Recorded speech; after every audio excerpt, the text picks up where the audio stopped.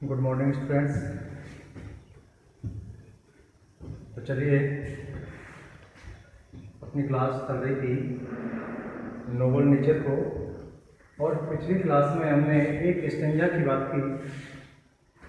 देखिए, हमने Nobel nature के अंदर कविता का हिस्ट्री पढ़ लिया था, कविता कहाँ से ली गई है, क्या इसका टाइटल दिया गया था, ये सारी बातें अपनी हो गई थी। और लास्ट में मैंने एक स्टेंजा आपको बताया था, उसका पहला स्टेंजा था, it is not growing like a tree doth make man better be, और standing in oak 300 years to fall at last I wait and see. कल 4 पंक्तियां हमने इसका एक्सप्लेनेशन मैंने आपको दिया था। अब उन 4 पंक्तियों में से क्या क्या प्रश्न थे कल मैंने आपको समझाए। आज से जो क्या प्रश्न बनते हैं, किस प्रकार का प्रश्न जो बोर्ड में पूछा गया था, मैं उनकी हम बात कर लेते हैं। उसके बाद नेक्स्ट स्टेंजा की हम बात करेंगे। तो देखिए, हमारा पहला क्वेश्चन होता है, पहला क्वेश्चन है हाउ कैन ह्यूमन लाइफ, किस प्रकार से मानव का जीवन बी परफेक्ट, परिपूर्ण हो सकता है। यानी मानव का जीवन किस प्रकार से परिपूर्ण होता है अकॉर्डिंग टू द पोएट, कवि के अनुसार। और ये जो क्वेश्चन पूछा गया था, ये 2019 में यानी लास्ट ईयर के एग्जाम में पूछा गया था कि किस प्रकार का जीवन। अब देखिए, मैंने आपको यहाँ से कई प्रकार से क्वेश्चन बन सकता है कि what is the perfect life according to the poet, कवि के अनुसार कैसा जीवन परफेक्ट होता है, या कवि के अनुसार मीनिंगफुल जीवन कैसा होता है।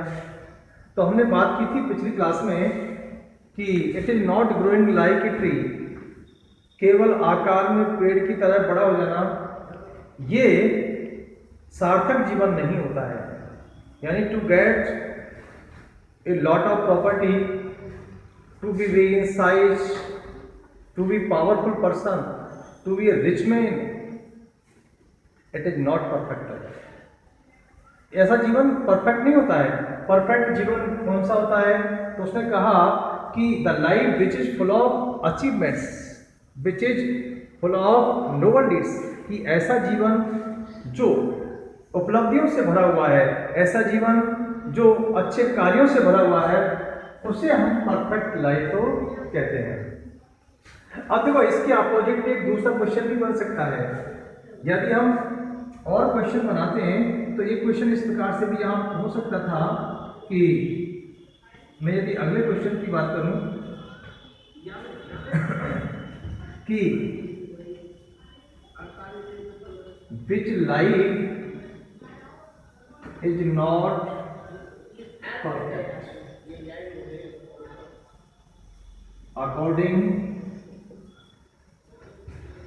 according to the poets। ये ऊपर वाला ही क्वेश्चन है। यदि इसी प्रश्न को इस प्रकार से पूछ लिया जाए कि कवि के अनुसार किस प्रकार का जीवन परिपूर्ण जीवन नहीं है, किस प्रकार का जीवन परिपूर्ण है, दोनों ही एक दूसरे के पूरक हैं, तो इसका आंसर क्या होगा? इसका आंसर होगा कि ऐसा जीवन जिसमें उपलब्धियां भरी हुई होती हैं, वही जीवन परिपूर्ण होता है।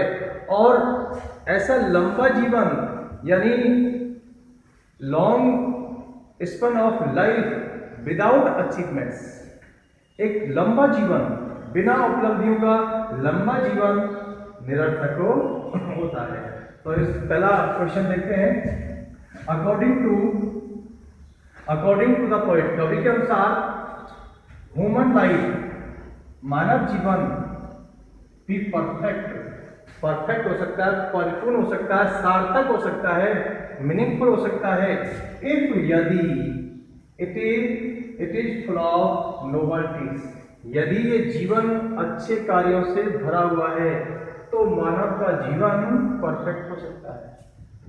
फिर आगे कहा कि to be big in size, केवल आकार में बड़ा हो जाना, and live long tenor of life, केवल आकार में बड़ा हो जाना, और लॉन्ग टेनर कहते हैं लंबा जीवन काल, और एक लंबी अवधि का जीवन जीना इज नॉट परफेक्ट, यह परिपूर्ण जीवन नहीं है।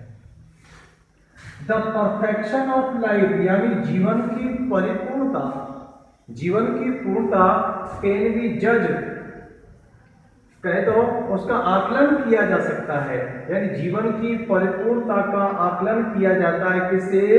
बाय वंस अचीवमेंट्स, एक व्यक्ति की उपलब्धियों से, not the days one lived, उन दिनों से नहीं जो दिन वो जीता है।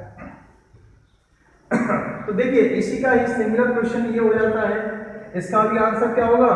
कौन सा जीवन परिपूर्ण नहीं है, और उसके अपोजिट में इसका आंसर देना है कि the life which the long life, या कहें to live a long tenor of life without achievements is not perfect, यानी एक लंबा जीवन बिना उपलब्धियों का, to live a long span of life, लंबे समय तक जीना, without achievements, without noble deeds, बिना उपलब्धियों का, बिना अच्छे कार्यों से भरा हुआ जीवन, ये निरर्थक होता है। फिर अगले क्वेश्चन की बात करें हम। नेक्स्ट क्वेश्चन है कि why is much life of an oak tree wastage, यानी ओक वृक्ष का अधिकतर जीवन, much life of an oak, एक ओक का अधिकतर जीवन व्यर्थ ही होता है, बेकार होता है। कल की क्लास में हमने आपको समझाया था कि एक ओक का वृक्ष होता है, कवि ने कहा कि an oak standing long an oak 300 years, third line में कहा गया था standing long an oak 300 years, एक ओक का वृक्ष होता है जो 300 वर्षों तक खड़ा रहता है, लेकिन आफ्टर कंप्लीटिंग 300 ईयर्स, 300 वर्षों को बिताने के बाद भी he does nothing, his life is without achievements, he gives nothing to others, he gives no fragrance, he gives no fruit, no flower, so its life is useless, इसलिए इसका जो जीवन होता है वो निरर्थक होता है। तो यहाँ क्वेश्चन की बात करें, क्वेश्चन में कह रहा है, या इसी क्वेश्चन को इस प्रकार से भी पूछा जा सकता है कि why is oak's life not perfect. इसी क्वेश्चन को हम इस प्रकार से भी पूछ सकते हैं कि ओक का जीवन परिपूर्ण क्यों नहीं माना जाता है, या इसी प्रश्न को ऐसे ही पूछा जा सकता है कि what are the qualities of an oak, oak के गुण क्या होते हैं? कि ओक एक विशाल वृक्ष होता है, बहुत विशाल होता है, 300 वर्षों तक जीता है, लेकिन 300 वर्षों में वो किसी को कुछ नहीं देता है, उसका जीवन उपलब्धियों से रहित होता है, इसलिए एक ओक का जो जीवन होता है वो निरर्थक माना जाता है। तो ये तीनों क्वेश्चन का आंसर लगभग समान होगा। तो much life of an oak, oak का अधिकतर जीवन इज वेस्टेज, व्यर्थ ही है। द पोएट सेज, कवि कहता है, द पोएट सेज सो, कवि ऐसा कहता है क्योंकि, बिकॉज, क्योंकि an oak tree lived for 300 years, क्योंकि एक ओक का वृक्ष 300 वर्षों तक जीवित रहता है, एंड ग्रोज वेरी बिग, और ये बहुत बड़ा हो जाता है। देखिए यहाँ पर क्वालिटी भी आ रही है, और ये बहुत विशाल हो जाता है, but gives no fruit, no flower, no fragrance, ना इसमें फूल आता है ना फल आता है। After completing a long life, एक लंबा जीवन पूरा करने के बाद, ऑफ 300 ईयर्स, यानी 300 वर्षों का जीवन पूरा करने के बाद, इट फॉल्स, ये गिर जाता है, and as log falls down as log, एक लट्ठे के रूप में गिर जाता है, ड्राई सूख करके, बेल पत्तियों से रहित होकर के, मुरझा करके, और इसे जला दिया जाता है। In its long span of life, span of life कहते हैं जीवन अवधि, लॉन्ग पीरियड ऑफ लाइफ, यानी अपने लंबे जीवन काल में it gives nothing to give nothing, ये कुछ नहीं देता है अपने इस लंबे जीवन काल में, ये किसी को कुछ नहीं देता है, इसलिए so it's life is useless, इसलिए इसका जीवन निरर्थक माना जाता है। बड़ा महत्वपूर्ण क्वेश्चन है। आप देखिए तीसरे क्वेश्चन की भी मैं बात कर लेता हूं। एक क्वेश्चन इसमें से ये और बन सकता है कि to what is an oak compared and why, कि ओक की तुलना किससे की गई है, यहाँ किससे ओक का कंपेयर हुआ है और क्यों हुआ है। तो देखिए हम कह सकते हैं ओक की तुलना किससे की गई है, तो oak's life compare to imperfect life, यानी अपूर्ण जीवन से की गई है, या हम कहें कि एक अनवर्दी लाइफ, एक अयोग्य जीवन से की गई है। यूजलेस लाइफ एक निरर्थक जीवन से की गई है। और क्यों की गई है, क्योंकि अब जब इसके वाई की बात करेंगे तो इसका आंसर आपको यहां से मिल जाएगा। क्यों, क्योंकि ये लंबे समय तक जीता है लेकिन ये किसी को कुछ नहीं दे पाता है, इसलिए इसका जीवन निरर्थक है। तो हम कह सकते हैं to what is an oak compare, oak की तुलना किससे हुई है, तो ओक की तुलना इम्परफेक्ट लाइफ से हुई है। अब देखो अगले क्वेश्चन की मैं बात कर रहा था, तो इसका आंसर आप देखेंगे विच लाइफ इज नॉट परफेक्ट, किस प्रकार का जीवन, ये क्वेश्चन मैं आपको समझा दिया इसके साथ में। विच लाइफ इज नॉट परफेक्ट, कौन सा जीवन परफेक्ट नहीं माना जाता है, ऐसा जीवन जो उपलब्धियों से रहित है। To live a long life, लंबे समय तक जीना और वो भी बिना उपलब्धियों के, अर्थात long life without achievements, without noble deeds is imperfect, is not perfect. तो इस प्रकार से इस स्टेंजा से यही क्वेश्चन बनते हैं और इसके बाद में हम अगले स्टेंजा की बात करते हैं। अपना अगला स्टेंजा होगा, तो यहां तक की बातें आप नोट कर लिए, इसके बाद हम अगले स्टेंजा की बात करेंगे।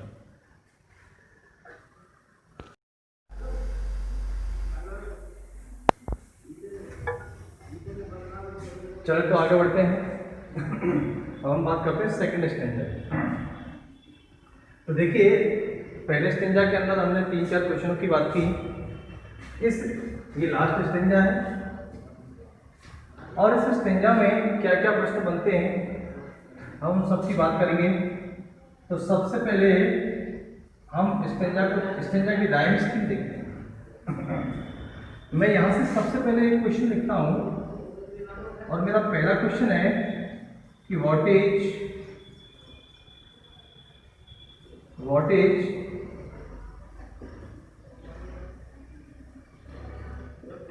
The rhyme scheme of the given stanza. दिए हुए स्टेंजा की राइम स्कीम क्या है, उसकी राइम स्कीम लिखिए। तो देखिए हमने राइम स्कीम पहले भी देखी है, राइम स्कीम किस प्रकार से निकाली जाती है। तो राइम स्कीम की जब हमने बात की थी तो राइम स्कीम कैसे निकालते हैं, तो मैंने कहा राइम स्कीम जो निकाली जाएगी वो पंक्ति के अंतिम शब्द की राइम से निकाली जाती है, उसकी ध्वनि यानी उसकी ताल स्वर से निकाली जाती है। जैसे कहा लिली ऑफ ए डे, अब देखिए अंतिम जो इसकी आवाज आ रही है, अंतिम जो साउंड है डे, और जहां डे की बात की गई तो यहां मैंने इस डे को कह दिया ये ए हो गया डे। इसके बाद दूसरी लाइन में हम देखते हैं मे, और मे का जो साउंड है वो डे से मिलता है, इसकी जो ताल है वो डे में दोनों का स्वर मिल रहा है और दोनों का ताल मिलने के कारण मैंने डे को भी यही नाम दे दिया। तीसरी पंक्ति में हम देखते हैं तो थर्ड लाइन में अंतिम वर्ड लिखा हुआ है नाइट्स, और उसके नीचे हम देखते हैं तो लिखा हुआ है लाइट्स। क्योंकि दोनों एक ही साउंड बनी हुई है, दोनों एक ही ग्रुप के हैं, नहीं नाइट का ए से नहीं मिल रहा। यदि हम ऊपर बात करते तो डे, नीचे नाइट, इसका मतलब इसका जो राइम है वो ए से नहीं मिल रही है, तो इसका जो नाम है मैंने दे दिया, हमने कह दिया ये बी है। अब चूंकि ये बी है तो इसका राइम इससे मिल रहा है तो ये बी हो गया। अब देखिए तीसरा हम बात करते हैं सी और पी। अब सी की जो साउंड है वो इससे नहीं मिल रही, इसलिए मैंने इसको कह दिया सी। अब चूंकि सी बी दोनों एक ही ध्वनि है, दोनों की एक ही आवाज मिली हुई है, तो यहाँ पर भी हमने सी दे दिया। और इस प्रकार से इसकी जो राइम स्कीम बनती है, तो इसका जो आंसर होगा, इसके हम आंसर की बात करेंगे तो लिखेंगे the rhyme scheme of the poem is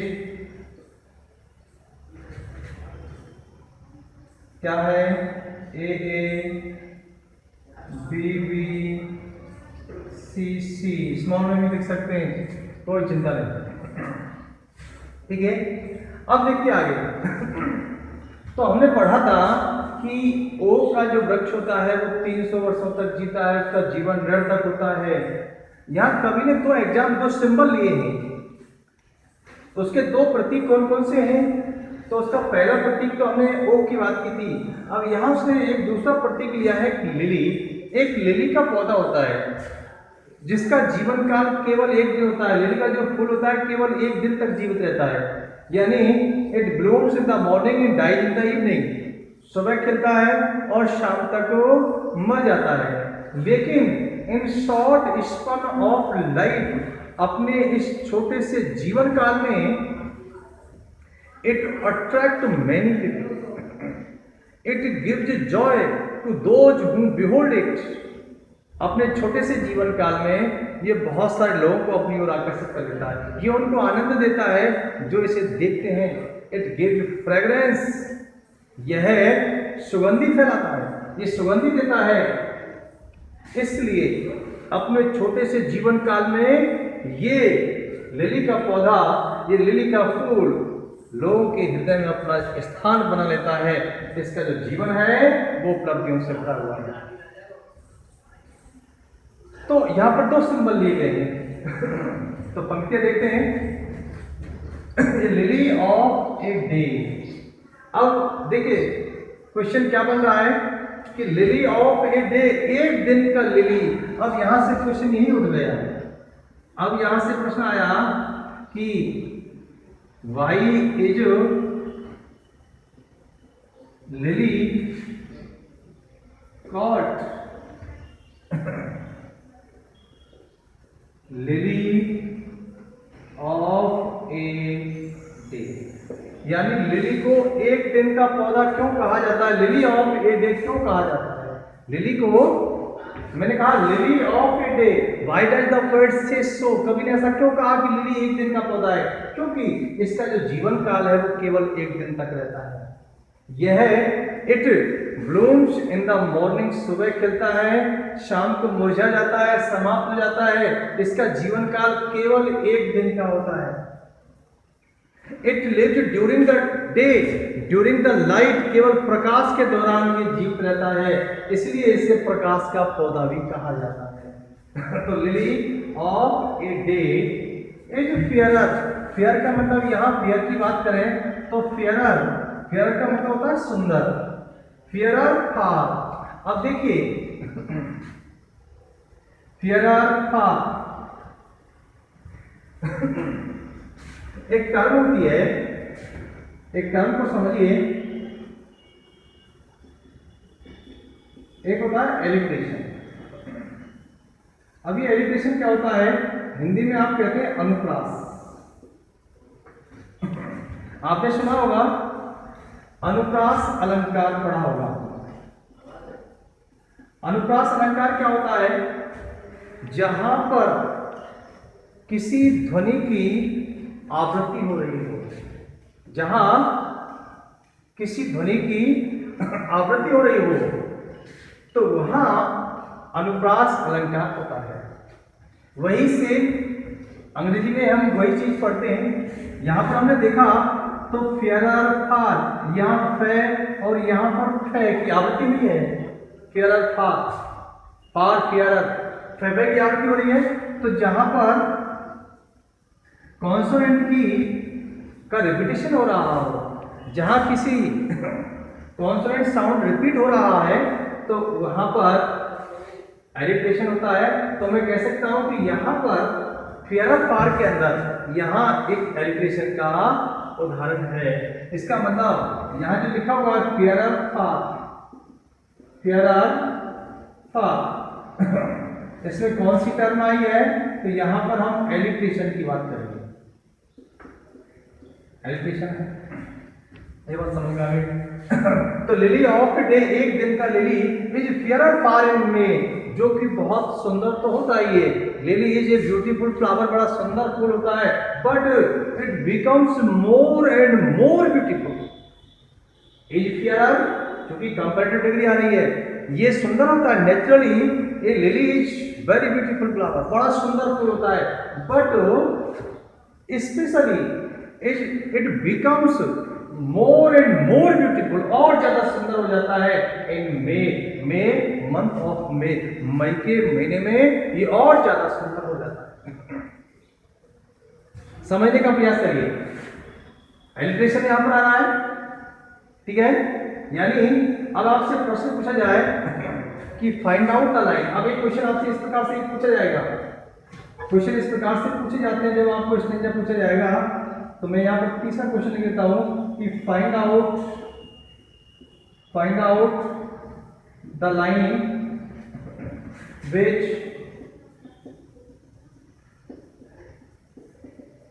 denotes alliteration.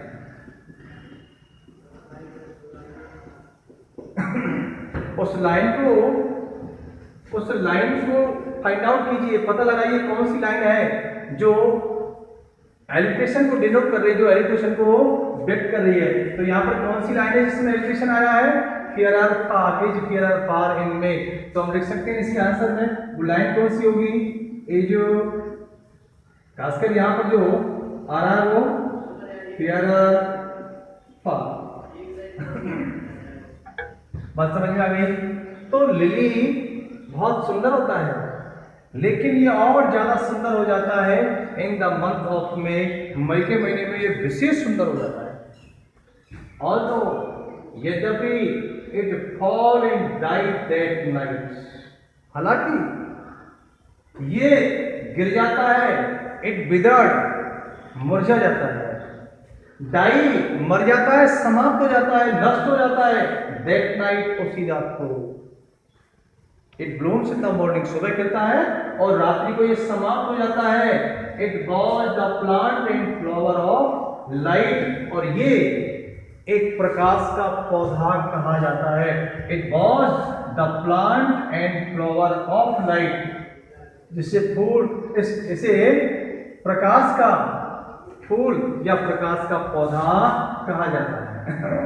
अब देखिए मैं चौथे क्वेश्चन की बात करता हूं कि why is lily called the flower of light? Lily को फ्लावर ऑफ लाइट क्यों कहा जाता है? तो देखिए lily is called flower of light because it lives during the day, क्योंकि ये केवल दिन के दौरान ही जीवित रहता है। यानी मैं कहूँ it lives during the light, ये केवल प्रकाश के दौरान जीता है। It blooms as the sunrises, जैसे ही सूर्योदय होता है ये खिल जाता है। And it dies at the setting sun, और सूर्य के अस्त होने पर यह समाप्त हो जाता है, मुरझा जाता है, नष्ट हो जाता है। इसका जो जीवन काल होता है केवल एक दिन का होता है। और ये क्वेश्चन है जो बोर्ड में पूछ लिया गया है, ये बोर्ड एग्जाम में पूछा गया था 2007 में इस प्रकार से प्रश्न पूछा गया है। ठीक है, तो why is lily called the flower of light? तो lily is called the flower of light because it lived during the light, केवल ये प्रकाश के दौरान ही जीवित रहता है। इसका जो जीवन काल है वो केवल एक दिन का होता है। ये सूर्य के साथ विकसित होता है, यानी जब सूर्योदय होगा ये खिलता है, और it dies as the sunsets, और जैसे सूर्यास्त होगा ये समाप्त हो जाता है। इसका जीवन काल केवल प्रकाश के दौरान होता है, इसलिए लिली को एक प्रकाश का पौधा कहा जाता है। बात क्लियर हो गई? अब देखिए दोबारा से देखिए, ए लिली ऑफ ए डे, एक दिन का लिली, क्योंकि इसका जीवन काल केवल एक दिन का होता है। इज फेयर फार इन वे, और ये बहुत सुंदर होता है और खासकर विशेष सुंदर हो जाता है मई के महीने में। और यहाँ पर मैंने कहा था कि यहाँ पर एलिट्रेशन आया हुआ है। ऑल्दो यद्यपि इट फॉल, हालांकि ये समाप्त हो जाता है, मर जाता है, इसका जो जीवन होता है केवल एक दिन का होता है, ये बहुत संक्षिप्त जीवन जीता है। इसलिए लेकिन it was the plant in flower of light, से प्रकाश का पौधा कहा जाता है, क्योंकि इसका जीवन केवल प्रकाश के दौरान ही रहता है। अब देखिए यहाँ से कुछ और क्वेश्चन भी बन सकते हैं। और क्वेश्चन क्या हुआ, तो मैं 5वें क्वेश्चन की बात करूं कि हमने देखा था ओक भी होता है, तो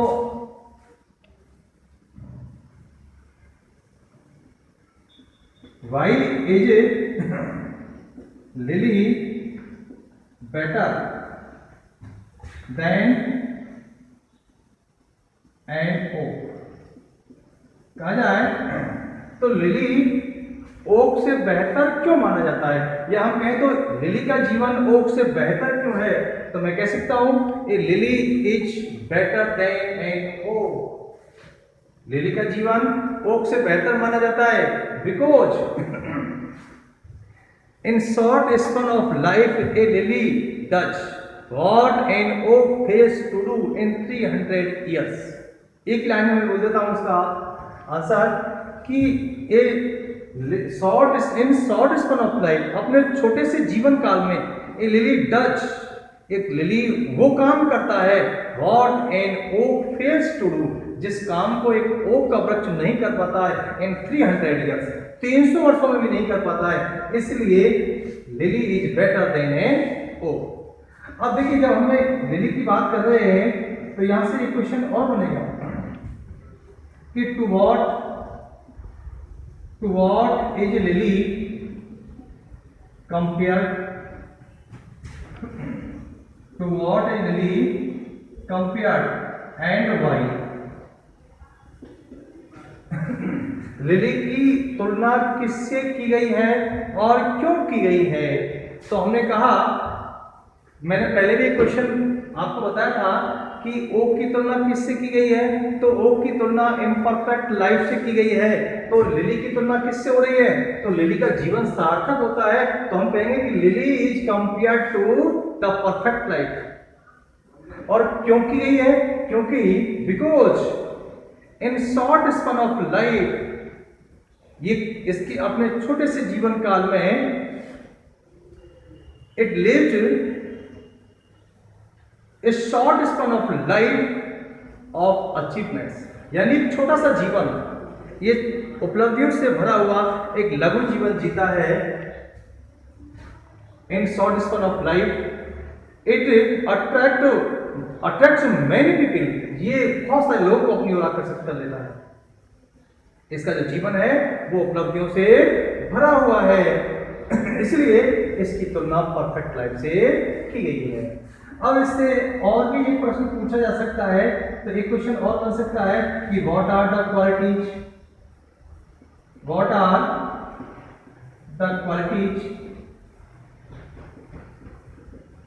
of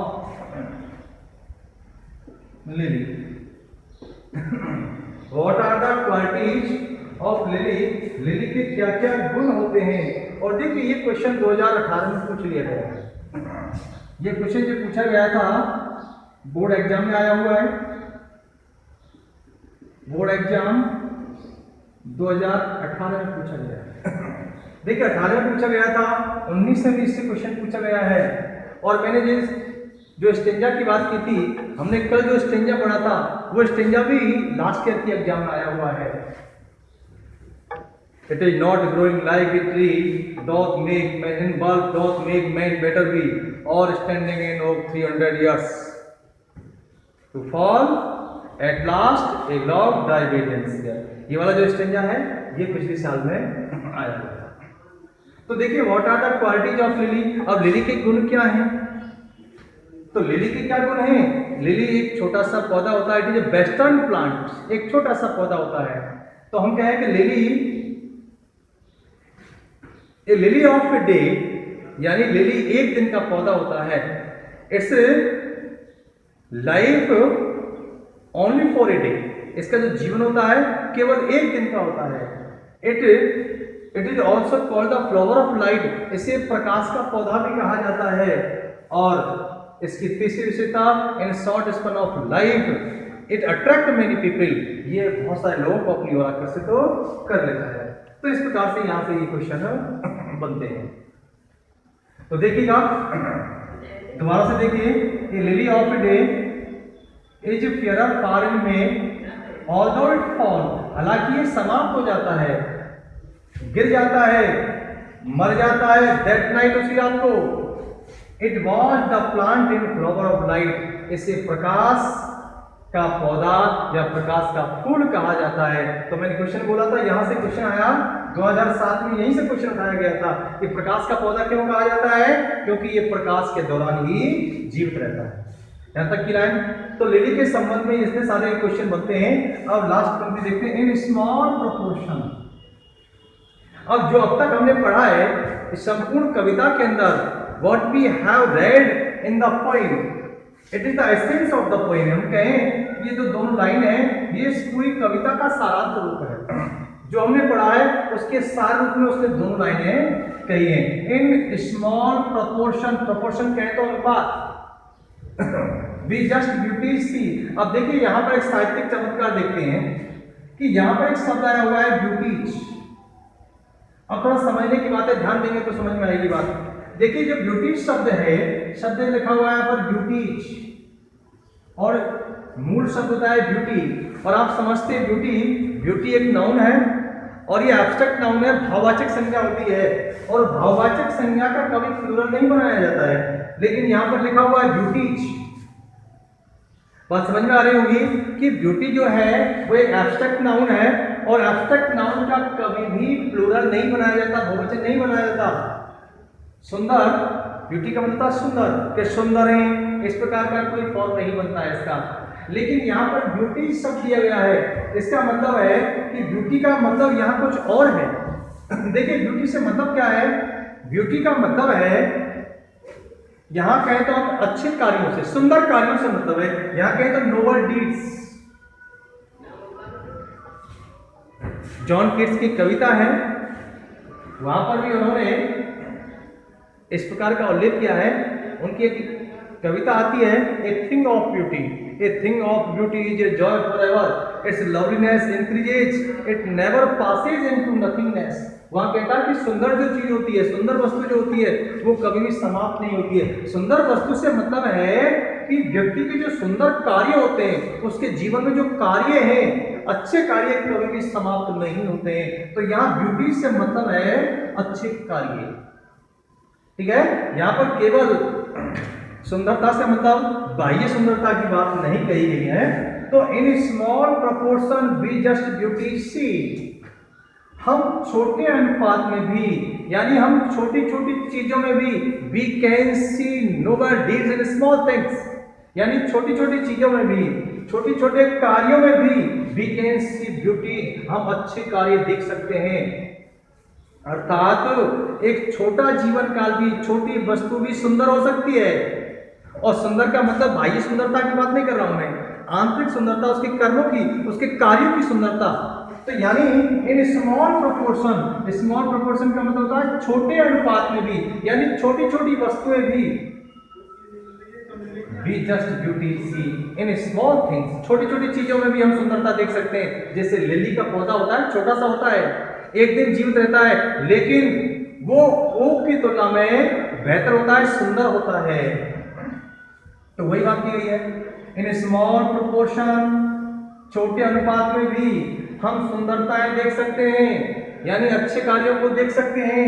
and in short measure life, और बस उसी लाइन को फिर से दोहराना है कि छोटे जीवन काल, जो जब से मैं आपको ये बात समझाने का प्रयास कर रहा हूं, एंड इन शॉर्ट मेजर, लघु पैमाने पर, लघु पैमाने का जीवन, यानी एक शॉर्ट स्पन ऑफ लाइफ, एक छोटा जीवन काल भी मे बी परफेक्ट, परिपूर्ण हो सकता है। तो हम कह सकते हैं कि कोई जरूरी नहीं है कि परफेक्ट परिपूर्ण जीवन जीने के लिए 100 साल जिया जाए, यानी बिना उपलब्धियों का, बिना अच्छे कार्यों का 100 साल के जीवन जीने के बजाय 30 साल का स्वामी विवेकानंद का जीवन जीना बेहतर है।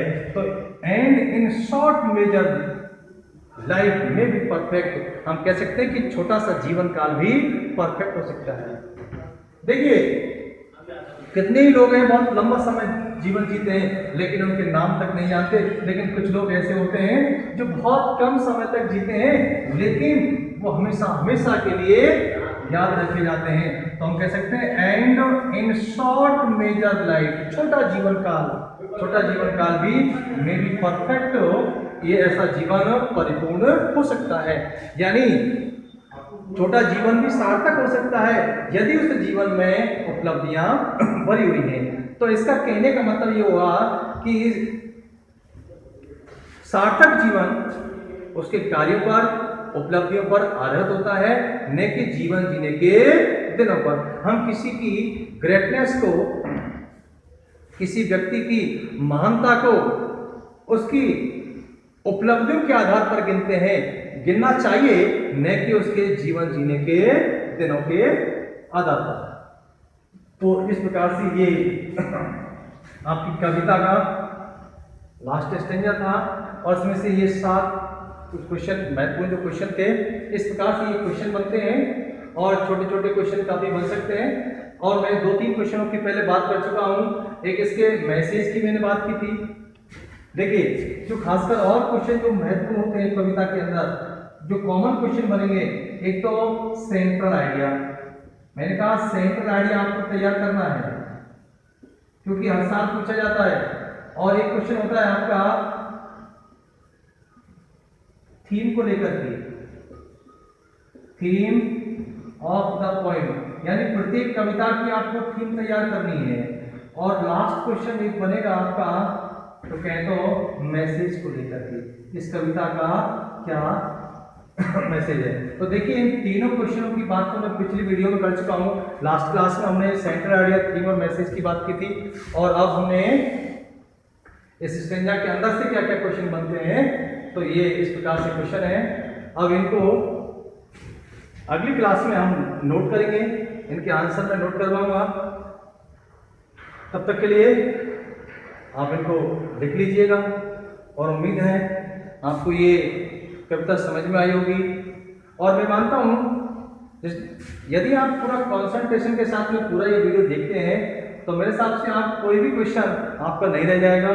इसमें से जो भी क्वेश्चन बोर्ड में पूछे जाएंगे आप सारे क्वेश्चन सॉल्व कर सकते हैं।